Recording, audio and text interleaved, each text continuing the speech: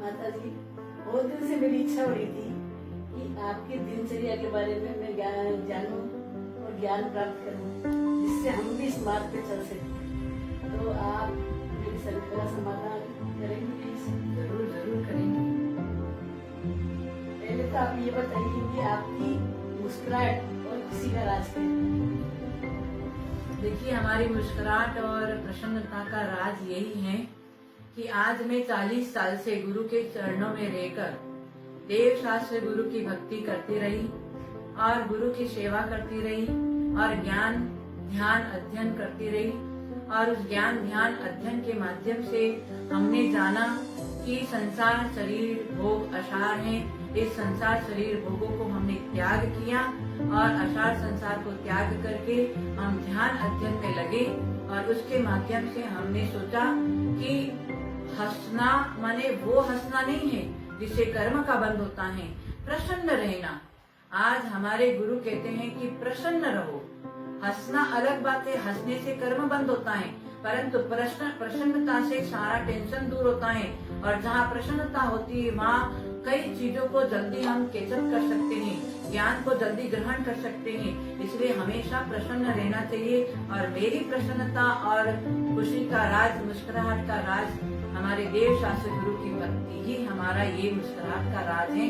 40 साल से हमने इस तरह से देव शास्त्र गुरु की भक्ति किया। यही मुस्कुराहट और प्रसन्नता का मेरा राज है। गुरु माँ, आप इतनी बिंदास बोलती है और इतने बढ़िया प्रवचन देती है, प्रवचन बिंदास देती है, तो आप क्या उससे के लिए पहले से तैयारी करती है? देखिए, सबसे पहले आज से 40 साल मेरे हो गया, तो पहले 10-15 साल तो मैंने पहले प्रैक्टिस किया गुरु के पास में रुचि पूर्वक और उनके पास में अध्ययन किया। अध्ययन के माध्यम से पहले धीरे धीरे थोड़ी सी प्रैक्टिस करती गई। प्रैक्टिस में मेक्स परफेक्ट, ये गुरु का कहना था, प्रैक्टिस करो तो परफेक्ट हो जाओगे। ये सूत्र मैंने अपनाया। तो मैंने पहले प्रैक्टिस किया। पहले मैं तैयारी करती थी, फिर बोलती थी, परंतु उसके बाद में गुरु का आशीर्वाद और मेरी लगन के माध्यम से आज ऐसी परिस्थिति आई है कि मेरे को कभी भी कहीं भी कोई भी विषय में बोलने को बोल देते हैं तो मैं तुरंत बोल देती हूँ। ये हमारा पहले का प्रैक्टिस होने की वजह से हम बिंदास बोल सकते हैं, क्योंकि उसमें मेरी लगन थी।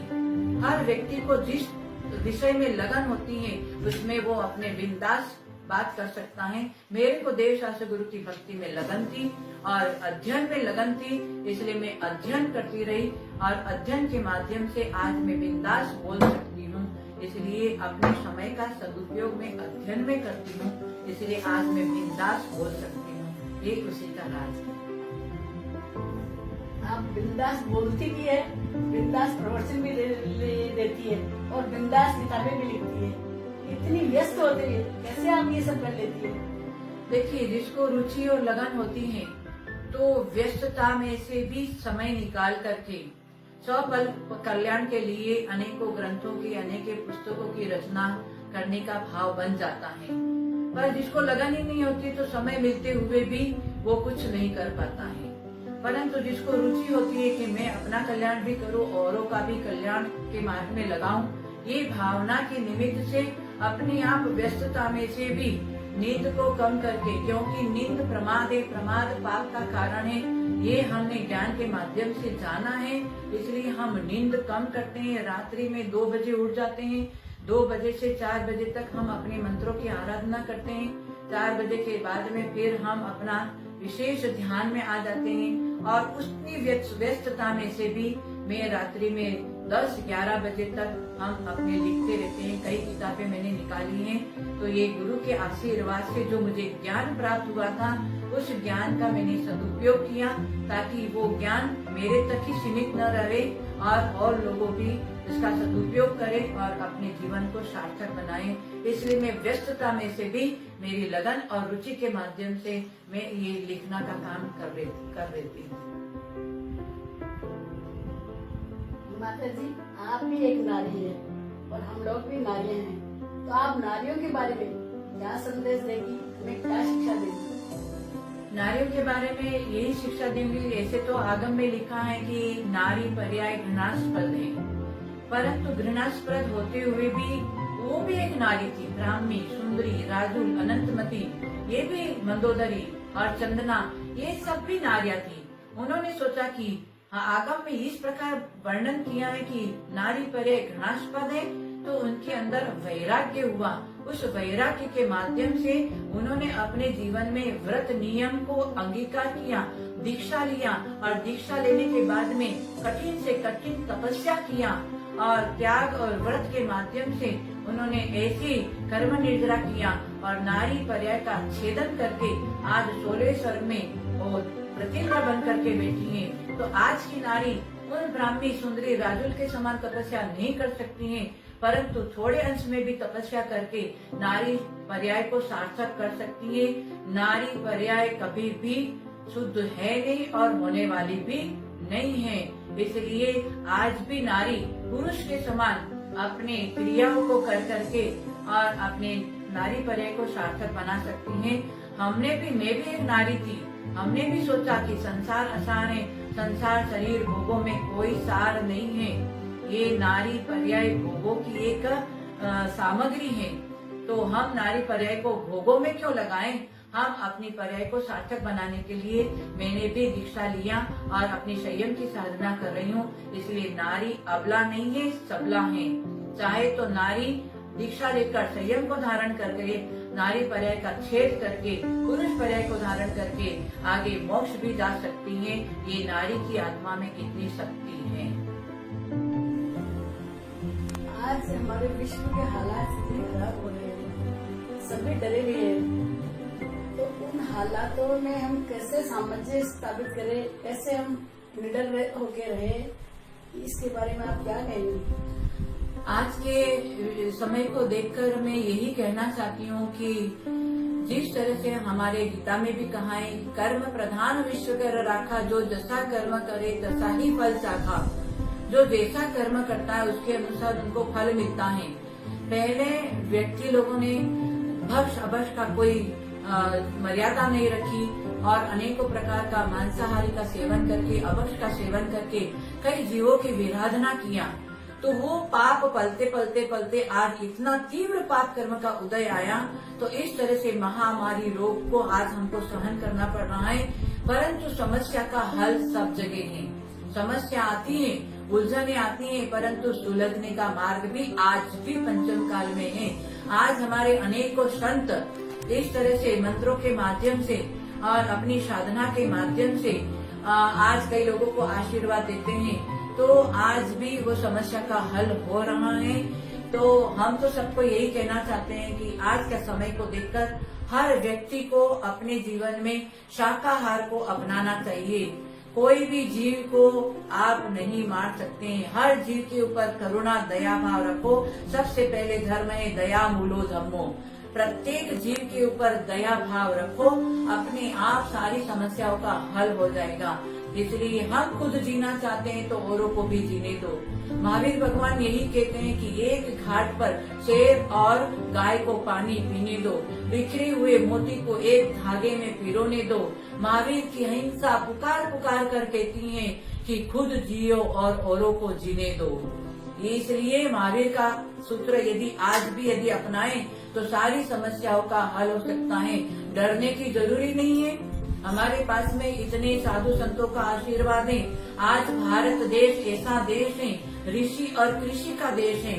तो आज ऋषि और कृषि देश में हम डरें, ऐसा नहीं होना चाहिए। तो शाकाहार को अपनाओ, मांसाहार को त्याग करो, तो सारी समस्याएं दूर हो सकती है। ये कोरोना तो बहुत सामान्य एक बात है। उससे भी बड़े बड़े साधु लोगों ने अपने मंत्रों के माध्यम से बड़े बड़े उपसर्गों को भी दूर किया है। तो आज भी वो यंत्र मंत्र पूजा भक्ति के माध्यम से सारी समस्याओं का हम हल कर सकते हैं। परंतु जीवन में शाकाहार को अपनाओ तो ही हमारा समस्या का हल हो सकता है। यही हमारा कहना है। नहीं तो संसार शोकमय है, काया रोगमय है, संबंध वियोगमय है और साधना उपयोगमय है। इस कली काल में भी आज हमारे दिगंबर संत साधना में लगे हुए हैं, क्योंकि संसार में शोक ही है। कोई तन से दुखी है, कोई मन से दुखी है, कोई धन से दुखी है, दुख ही दुख है और काया में रोग ही रोग है। नौ द्वार से मल बेकाएं, कितने भी काया को अपन सेंट लगाकर कितने भी वो करो, हाँ, फूलों का सार इत्र है तो जीवन का सार चारित्र है, चारित्र में आना ही पड़ेगा। ये काय से चारित्र का पालन करो तो आपकी काय सार्थक हो सकती है। और संबंध वियोग में आँख खुली है तब तक का सब संबंध है, आँख बंद होते ही सारा संबंध खत्म हो जाता है। ऐसे संसार शरीर भोगों की असरता को देखो, जानो और उसको पहचानो, तब साधना में आ सकते हैं। और साधना के लिए ही जीवन मिला है, साधन के लिए नहीं, वासना के लिए जीवन नहीं मिला है। हाँ, साधना के लिए जीवन मिला है।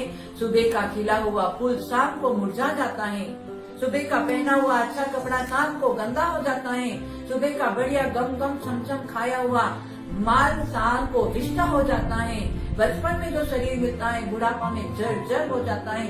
ये अपने नेत्र से आंखों से देख रहे हैं कि संसार असार है, संसार में कोई सार नहीं है। इसलिए ऐसे संसार से परे होने के लिए साधना को, चारित्र को, संयम को, नियम को, यम को अपनाना ही पड़ेगा। तभी हमारे जीवन में सुख और शांति यहाँ पर भी मिल सकती है और आगे भी सुख और शांति मिल सकती है। ये गुरु का आशीर्वाद है। आज जो भी हम भी जो कुछ है वो गुरु के आशीर्वाद से है। और समाज के श्रावक लोग, श्रेष्ठी लोग जो संयम मार्ग में है, उनके सहयोग से श्रावक और साधु दोनों का जोड़ा है। उसके अनुसार हमारे धर्म रूपी रथ का ये दोनों पहिया चल रहा है और आगे पंचम काल के अंत तक मुनि आदि का श्रावक श्राविका सत समागम मिलेगा। इसलिए आप लोग भी सत समागम करना प्रयत्न करो। सत समागम में बैठोगे तो अपने आप सारी समस्याओं का हल होता चला जाएगा। यही मेरा कहना है। नहीं तो जब तक अटपट में रहे तब तक खटपट होए, जब मन की अटपट मिटे झटपट दर्शन होए। अटपट और खटपट से बचना हो, संसार के दुखों से बचना हो तो आइए सत समागम में बैठिए। अपने आप आपका जीवन का सारी समस्याओं को हल हो सकता है। बोले शम्य शिखर सिद्ध क्षेत्र की जय। वंदन माता जी, आप अपने गुरु के बारे में और संन्यास के बारे में क्या कहना चाहते? पुष्पा जी, हमारे गुरु के और संघर्ष के बारे में यही कहना चाहती हूँ। आज मैं 40 साल से आचार्य श्री शंभो सागर जी गुरुदेव के श्री चरणों में रहकर मैं उनकी जो तपस्या, उनकी साधना, उनका व्यवहार, उनकी चर्या, चारित्र को हमने देखा तो बड़ा आश्चर्य हुआ कि वैष्णव संप्रदाय में जन्म लेते हुए भी जैन धर्म को श्रेष्ठ समझ करके आज 55 साल से आचार्य श्री शंभो सागर जी गुरुदेव धर्म का इतना, जैन धर्म का गुण ज्ञान प्राप्त करके संसार शरीर भोगों से विरक्त होकर दिगंबरत्व अवस्था को धारण करके और एक थोड़ा भी समय खराब नहीं करते, समय का सदुपयोग करते हैं। रात्रि में 12 बजे उठ के अपने ध्यान में लग जाते हैं, खड़े खड़े घंटों घंटों सामयिक और ध्यान अध्ययन करते हैं। ऐसे गुरु का जो हमें समागम मिला ये हमारा पुण्य है। ऐसे गुरु जो आज पूरे भारतवर्ष में जितने भी संत हैं उसमें सर्वश्रेष्ठ और ज्येष्ठ हैं तो आचार्य श्री शंभो सागर जी गुरुदेव ने, उनके गुरु महावीर कीर्ति महाराज जी का संस्कार उनके अंदर पड़ा है, वही संस्कार आज हमें भी दे रहे हैं। तो हम तो यही कहेंगे कि हमारे गुरु हमें भाग्य से मिले हैं। ऐसे गुरु का आशीर्वाद सबको लेना चाहिए।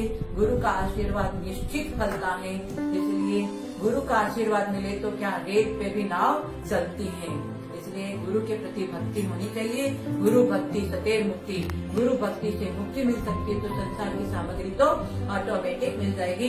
पुष्पा जी, आपने जो भी प्रश्न किए हैं बहुत अच्छा किया है। आप भी तो इस मार्ग में लगी हुई है। आपने भक्तामर का रिसर्च करके, भक्तामर में रुचि रख करके आपने जो एकदम अध्ययन किया है और आज लोगों के लिए आप जो समय दे रही हैं ये बहुत सराहनीय है, क्योंकि आप में एक लगन है। इसलिए आप अपने अमूल्य समय को स्व पर कल्याण के लिए दे रही है। ये आपका स्व पर कल्याण की भावना दिन प्रतिदिन आपकी बढ़ती रहे, आपका शरीर स्वस्थ रहे, आपकी दिन प्रतिदिन यम नियम संयम में आगे बढ़ने की भावना बढ़े। इसी शुभ आशीर्वाद के साथ में आपने जो भी मार्ग अपनाया है बहुत ही अच्छा अपनाया है। आशीर्वाद, शुभ आशीर्वाद। धन्यवाद माता जी, बहुत बहुत धन्यवाद।